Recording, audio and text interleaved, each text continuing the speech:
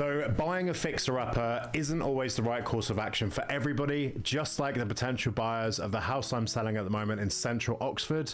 And if you're thinking of buying a property in Oxfordshire or anywhere else in the country, you may be wondering whether it's worthwhile to buy a home in need of renovation. And it's certainly true that you may be able to snap up an absolute bargain by opting for a fixer-upper, but it isn't always the right course of action for everybody. And whilst the fixer-upper could be an absolute great investment, if you fail to accurately estimate all of the overall costs, you could find that your money saver has actually turned into a money pit. And if you're wondering, should I invest in a house that needs some significant work, there are several factors to bear in mind before you make this final decision. So obviously we like to think of ourselves as experts, seeing all of the properties, beautiful properties in and around the country, but there are many that need work, and some top advice from an agent may help you to make the right choices to suit your circumstances. So consider the advantages of a fixer-upper firstly. And the two major advantages to come from opting to purchase a property in need of work over a home that's basically move-in ready is the cost. That's the biggest benefit in my mind. And potential homeowners can buy a property that they wouldn't otherwise have been able to afford if they didn't go for a fixer-upper.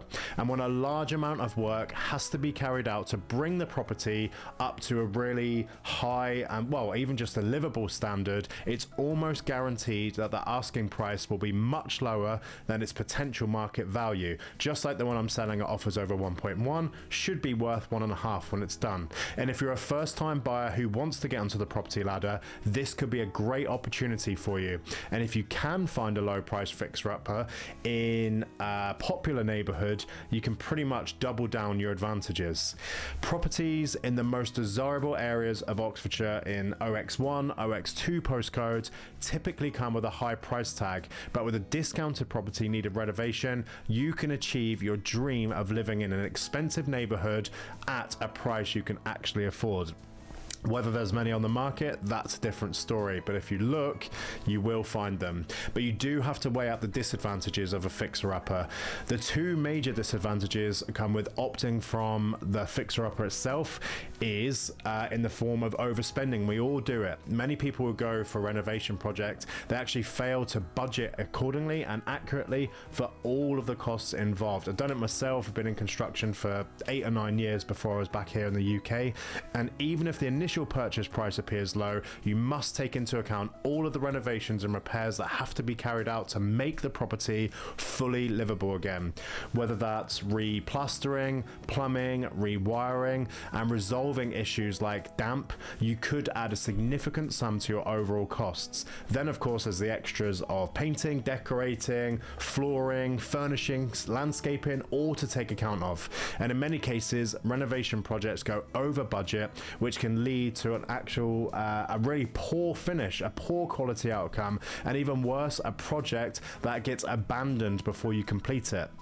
So it's really essential to get accurate quotes from professionals before embarking on any renovation project to make sure that you are able to set aside, in my mind, an absolute minimum of 10% extra on top of your estimated budget to cover any unforeseen expenses. And bear in mind too that you may have to find temporary accommodation if the property cannot be lived in while the renovation work is actually carried out. You may be able to stay with friends or family, but we all know this gets pretty stressful for them and for you. Or you may actually need to pay for a rental property in the short term. So if you're paying a mortgage on your fixer-upper, you may not have sufficient funds to cover a monthly rent as well, especially if you need to pay a loan to cover the essential renovation works. Even if you're able to live in the property, there may be extra costs due to being unable to access some of the amenities like the kitchen. For example, you might have to eat takeaway food for a month, so you've got to take all of this into consideration. The list is really long. I can make this a really incredibly long video, but this is just for a little bit of advice. So ask yourself the question, is a fixer-upper right for me? And there are clearly, as I've discussed, pros and cons that come with buying a property in need of renovation here in the UK, but the final decision about whether you should make the investment it's down to you. If you have sufficient time and money to spend on renovating a property and are prepared to put up with some stress and discomfort to achieve your goal of living in your dream home, it could be the ideal choice for you. So on the other hand, if you lack the finances, patience and skill to turn an uninhabitable property into the perfect home, it's obviously worth checking out the portals and seeing if that financially becomes a better decision for you. So I hope this helps. I'm Damion Merry from Luxury Property Partners. Thank you.